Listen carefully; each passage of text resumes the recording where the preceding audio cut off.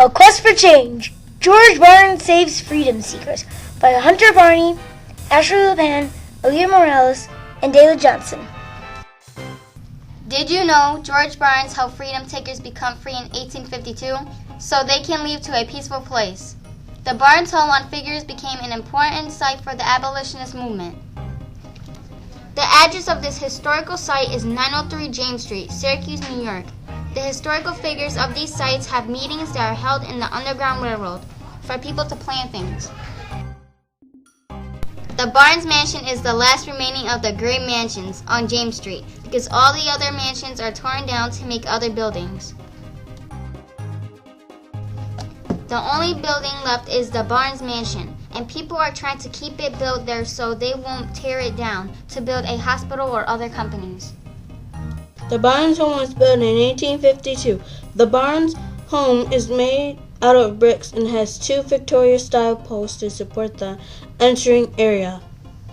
The Barnes home is a building on James Street. This site was involved in a local quest for change. George Barnes spelled out freedom takers and shipped them to a safe place in St. Catherine, Ontario. This place is so important because it led freedom takers to be free where he had lumber mills. A couple of facts about the Jerry Rescue is George Barnes, John Wilkinson, John Sedgwick had an involvement in the local abolition movement. George Barnes, John Sedgwick, and John Wilkinson helped freedom takers get bailed out of jail and send them to a safe place. They helped each other by putting freedom takers on the boat. They were willing to make sacrifice for change because they were willing to think all the freedom takers should have freedom.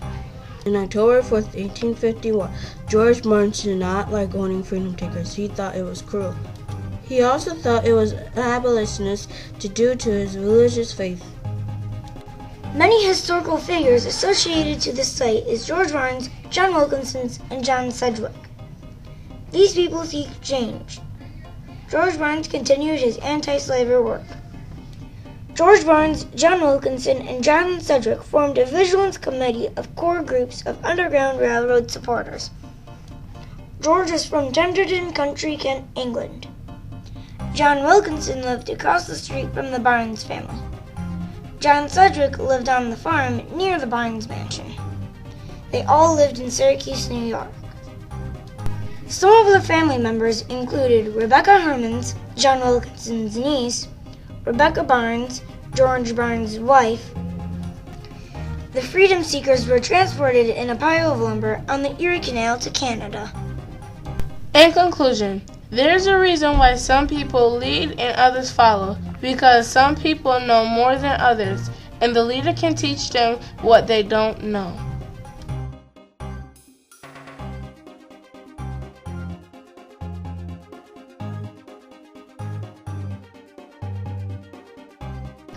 A summarization of the quest for change in Syracuse is that George Barnes, John Wilkinson,